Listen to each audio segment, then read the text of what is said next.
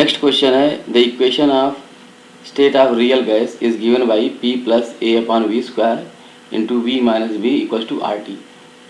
ये वंडर वाली इक्वेशन है और इसमें पूछ रहा है the dimension of A upon B square. ठीक है, जब भी दो क्वांटिटीज़ का हम एडिशन करते हैं या सब्ट्रैक्शन करते हैं ये तभी पॉसिबल है जब दोनों क्वांटिटीज़ का यूनिट सेम हो, मतलब P का यूनिट और A अपॉन वी स्क्वायर का यूनिट सेम होना चाहिए for the purpose of addition. Similarly V का यूनिट और B का यूनिट भी सेम होना चाहिए। यहाँ पर A अपॉन वी स्क्वायर का यूनिट मतलब A का यूनिट डिफरेंट हो सकता है, V का भी डिफरेंट हो सकता है, मतलब डिवीज़न और मल्टीप्लिकेशन डिफरेंट यूनिट के वेरिएबल्स का हो सकता है, जबकि एडिशन हो या सब्ट्रैक्शन हो सेम यूनिट का ही पॉसिबल है। तो इसमें यही मेन कॉन्सेप्ट है और क्वेश्चन में इतना लंबा एक्सप्रेशन दिया हुआ है इसका कोई मतलब नहीं है। सिर्फ यहाँ पर ये पूछने का पर्पज़ यही है कि ये यूनिट का जो कॉन्सेप्ट है वो क्लियर है कि नहीं बच्चों का, कि यूनिट का से समेशन दो वेरिएबल का तभी पॉसिबल है जब दोनों वेरिएबल्स के यूनिट सेम हो। तो यहाँ पर unit of A upon V square equals to unit of P हो जाएगा। तो यहाँ पर हमको क्या निकालना है, यूनिट ऑफ ए। तो यूनिट ऑफ क्या हो जाएगा, unit of A equals to unit of P into V square हो जाएगा। ठीक है, तो एक यूनिट आ गई हमारी। अब सिमिलरली हम बी की यूनिट निकालना चाहते हैं, तो बी की यूनिट क्या होगा, unit of B equals to unit of V volume का हो जाएगा। तो बी स्क्वायर क्या हो जाएगा, यूनिट ऑफ वी स्क्वायर। तो unit of B square equals to unit of V square हो गया। अब हमको निकालना है ए अपॉन बी स्क्वायर का यूनिट। तो ए का यूनिट तो मिल गया है हमारा, पी वी स्क्वायर का बराबर हो गया यूनिट, और बी स्क्वायर होगा वी स्क्वायर। तो ए अपॉन बी स्क्वायर का यूनिट क्या बचेगा हमारे पास, यूनिट ऑफ पी। तो यहाँ पर ऑप्शन नंबर 3 करेक्ट है। सेकेंड क्वेश्चन है Wheatstone bridge principle is used to measure the specific resistance S1 of given wire having length L, radius R. If X is the resistance of wire, then specific resistance is S1 equals to X pi R square upon L. If the length of the wire gets doubled, then the value of specific resistance will be. अब यहाँ पर specific resistance पर ध्यान देने वाली बात है।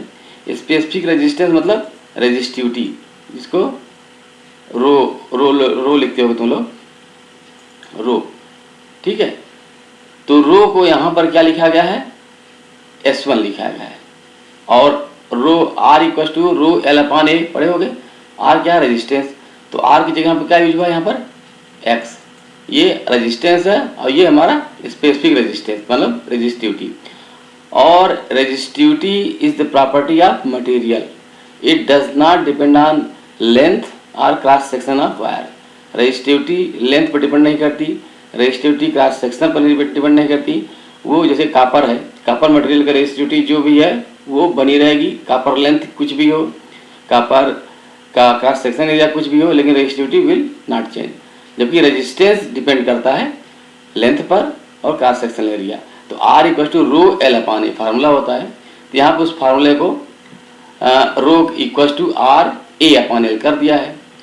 तो कह रहा है कि length of wire is doubled, तो लेंथ को डबल कर दो तो स्पेसिफिक रेजिस्टेंस में कोई फर्क नहीं पड़ेगा, specific resistance will be same, मतलब S1 का S1 बना रहेगा। हाँ, स्पेसिफिक रेजिस्टेंस चेंज हो सकता है कब, टेम्परेचर इंक्रीज या डिक्रीज होने पर। It depends on only on temperature. ठीक है, तो यहाँ पर जो ऑप्शन होगा हमारा S1, option number 1 will be correct.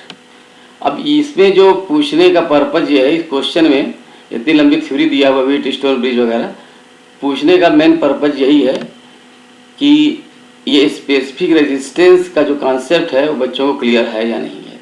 मतलब सीधे इस फार्मूले पर दिया हुआ फार्मूले को यूज करके तुरंत L को डबल कर देंगे तो S1 निकालने का, ऐसा तो नहीं है। तो ये चेक करने का कि कॉन्सेप्ट क्लियर है कि नहीं, रेजिस्टेंस और रेजिस्टिविटी, स्पेसिफिक रेजिस्टेंस रेजिस्टिविटी, ये क्लियर करने की ज़रूरत है। तो यहाँ पर ये क्वेश्चन है, क्वेश्चन के साथ हमको इस चैप्टर पर ध्यान देने की ज़रूरत है कि ये चैप्टर को, कोई भी चैप्टर पढ़ो उसमें कॉन्सेप्ट इन्वॉल्व हो, वो ज़्यादा मैटर करता है। आईआईटी क्वेश्चन कभी भी इतना कैलकुलेटिव नहीं पूछता है, वो हमेशा कॉन्सेप्ट बेस्ड पूछता है। अभी देखो जितने भी क्वेश्चन हुए अभी तक उसमें ऐसा कुछ नहीं था कि जो कैलकुलेटिव हो, उसमें सिर्फ और सिर्फ कॉन्सेप्ट। इसलिए क्वेश्चन एनसीईआरटी की जो बुक है उसको ध्यान से पढ़ने की ज़रूरत है और एक एक पॉइंट को नोट करने की ज़रूरत है।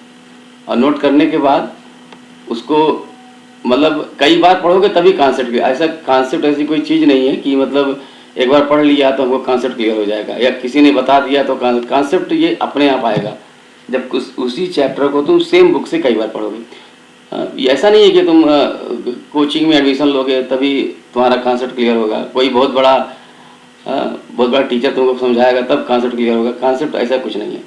आईआईटी चाहता ही नहीं है कि तुम किसी महंगी कोचिंग को ज्वाइन करो। आईआईटी का मेन पर्पज़ यही है कि हमको फ्रेश स्टूडेंट मिले जो कि स्कूल जाते समय क्योंकि वो अब तो पहले बहुत ज़्यादा तैयारी लोग करते थे, इसीलिए उसने ड्रॉप एक ही साल का अलाउ किया हुआ है। ठीक है, नेक्स्ट क्वेश्चन पाते हैं। A current of 200 microampere deflects the coil of moving coil galvanometer through 60 degree. The current to cause deflection through pi by 10 radian is. अब यहाँ पर भी देखो क्वेश्चन में ऐसा कुछ नहीं पूछ रहा है कि जिसमें बहुत बड़ा कैलकुलेशन की ज़रूरत है। अगर तुमको इसके पीछे कॉन्सेप्ट नहीं पता है तो कैलकुलेशन कोई मतलब नहीं है। कॉन्सेप्ट इसमें क्या है? गैल्वानोमीटर। अब गैल्वानोमीटर पढ़ाया गया होगा। गैल्वानोमीटर क्या है? एक डिवाइस है जो कि करंट मेजर करती है। अब करंट मेजर करती है, उसका प्रिंसिपल क्या है, वो किस प्रिंसिपल पर उसकी निडल मूव करती है, इस पर ध्यान देने की ज़रूरत है। सिर्फ फार्मूला डिराइव कर दिया, फार्मूला को लर्न कर लिया तो वो ऐसा क्वेश्चन आईआईटी पूछता ही नहीं है कि फार्मूले बेस पूछ दे, तुम्हारा कभी नहीं पूछेगा वो। तो हर जो भी टूल दिया हुआ है, जो भी लॉ लगे हुए हैं, उस लॉ को समझने की ज़रूरत है। अब यहाँ पर मूविंग कॉइल गैल्वानोमीटर में जो निडल होती है वो मूव करती है किसके कारण? अब उसमें थ्योरी में जाना तो उसमें एक मैग्नेट लगा हुआ, मैग्नेट में चारों तरफ कॉइलिंग करी हुई है, n नंबर ऑफ कॉइल्स हैं। करंट जब फ्लो करती है, जिसको हमको मेजर करना है, वो करंट जब फ्लो करेगी करंट वायर में तो मैग्नेटिक टार्क जनरेट करता है, NIA नंबर ऑफ BNIA। तो यहाँ पर magnetic field B, n number of coils, I current और A क्रॉस सेक्शन एरिया। तो टाउ जो मैग्नेटिक टार्क होगा that will be equal to क्या होता है? C थीटा कह सकते हैं उसको, कोई कांस्टेंट हो मल्टीप्लाइड बाई। अब यहाँ जो निडल को जो torque tau equal to I theta, I alpha वगैरह जो भी है, मैकेनिक्स में जाओगे तो उसके कारण जो उसका मोमेंट ऑफ इनर्शिया है उसमें डिटेल नहीं ज़्यादा जा रहे हैं। तो मेन कॉन्सेप्ट यहाँ पर ये है कि जो निडल मूव करेगा तो उस निडल को मूवमेंट को रोकने के लिए भी हमारा रिस्टोरिंग टार्क लगता है, उसको बैक करने के लिए, क्योंकि अगर वो नहीं लगेगा तो निडल पूरा रोटेट कर जाएगी अल्फा एक्सेलरेशन से, एंगुलर एक्सेलरेशन से, लेकिन वो हमको नहीं करना है। तो जितना टार्क जनरेट हो रहा है ड्यू टू करंट आई, उतना ही टार्क बैक साइड में जनरेट होना चाहिए। तो उसमें स्प्रिंग लगी होती है, उस स्प्रिंग के कारण निडल एक जगह जाके रुक जाएगी। वो कब रुकेगी? जब सेम टार्क वो स्प्रिंग जनरेट कर देगी। वो सेम टार्क क्या होगा? वो डिपेंड करेगा डिफ्लेक्टिंग एंगल थीटा पर। तो मान लेते हैं कि वो एंगल थीटा है तो कोई कांस्टेंट हो गया C या K कर लेते हैं। तो कुल मिलाकर कहने का मतलब ये है कि लेफ्ट साइड में जो टार्क है वो डिपेंड कर रहा है करंट I पर, और राइट साइड का जो एंगल है वो डिपेंड कर रहा है थीटा पर। दोनों इक्वल हो जाएंगे, मतलब I equal to K into theta. अब यहाँ पर I के पीछे भी पूरी कहानी है। I क्या है? BNIA है, ये BNIA जनरेटिंग टार्क, और C थीटा जब बुक पढ़ोगे तो उसमें रहेगा C थीटा अनदर कांस्टेंट। तो इधर का कांस्टेंट और इधर C मिलाकर के एक नया कांस्टेंट बना दिया गया K। तो कुल मिलाकर यहाँ पर जो हमारे काम करने वाली बात यह है कि I is proportional to deflecting angle theta. ठीक, यही मेन कॉन्सेप्ट यहाँ पे इन्वॉल्व है पूरा गैल्वानोमीटर पढ़ने के बाद। अब ये theta must be in radian, theta radian में ही क्यों होगा? क्यों डिग्री में क्यों नहीं हो सकता? क्योंकि ये जो फार्मूला आया है, देखो कॉन्सेप्ट यहाँ से यहाँ भी है कॉन्सेप्ट, क्वेश्चन अगली बार इसमें रिलेट कर सकता है कि जो फार्मूला जो डिज़ाइन किया गया है, जो फार्मूला जो आया है I equal to K theta, कहाँ से आया है? इस साइड, ये साइड क्या है? ये है टार्क। ठीक है, तो टार्क का फार्मूला क्या होता है? Tau equal to I theta कह सकते हो, आई अल्फा। तो जो अल्फा हो, sorry tau equal to I alpha. तो अल्फा किस में होगा, अल्फा की यूनिट क्या होगी यहाँ पर, अल्फा की यूनिट होगी रेडियन पर सेकंड स्क्वायर, डिग्री पर सेकंड स्क्वायर कभी नहीं होता। तो इसलिए यहाँ पर जो एंगल होगा वो हो जाएगा रेडियन में। ओके, तो आई इक्वल टू के थीटा आ गया। अब यहाँ पर हम जो वैल्यू रखी हुई है उसको हम पुट करेंगे।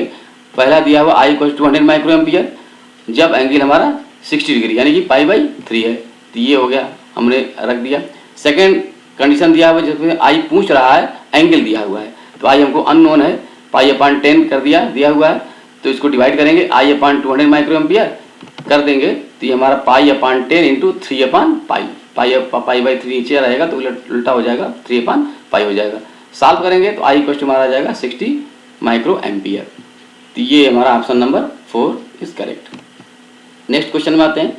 Primary side of transformer is connected to 230 volt 50 hertz supply, turn ratio of primary to secondary winding is 10:1, load resistance connected to secondary side is 46 ohm, the power consumed in it is. अब यहाँ पर जो concept है पूछना क्या चाह रहा है, इसमें अगर ट्रांसफार्मर के का बेसिक अगर पता है तुमको, बेसिक क्या होता है कि प्राइमरी साइड का जो वोल्टेज है और सेकेंडरी साइड का जो वोल्टेज, उसका रेशियो का फार्मूला क्या है, ठीक है, उसका रेशियो का फार्मूला क्या है ये पता होना बहुत ज़रूरी है। तो रेशियो का फार्मूला में तुम्हारे पास V1/V2 equal to N1/N2। V1 क्या है, प्राइमरी साइड का वोल्टेज, और V2 क्या है, सेकेंडरी साइड का वोल्टेज। N1 क्या है, प्राइमरी साइड का turn ratio, turns number of turns, क्योंकि प्राइमरी साइड में नंबर ऑफ कॉइल्स होते हैं, मान लेते हैं N1 है, और सेकेंडरी साइड में कॉइल्स होते हैं N2 है, ठीक है। तो N1/N2। अब यहाँ पर जो दिया हुआ है N1/N2 क्या है, 10:1 है, यानी कि V1 is greater than V2 हो जाएगा, क्योंकि देखो रेशियो में क्या बता रहा है। और ट्रांसफार्मर दो तरीके का होता है बेसिकली, है ना, स्टेप डाउन और स्टेप अप। स्टेप डाउन में क्या होता है, प्राइमरी साइड का वोल्टेज ज़्यादा होता है सेकेंडरी साइड कंपेरिजन में, और स्टेप अप में इसका अपोजिट होता है। तो यहाँ पर क्या हुआ, टर्न रेशियो का जो रेशियो होगा N1/N2 वही रेशियो होता है V1/V2, यानी VP/VS इक्वल टू NP/NS कह सकते हो, ठीक है।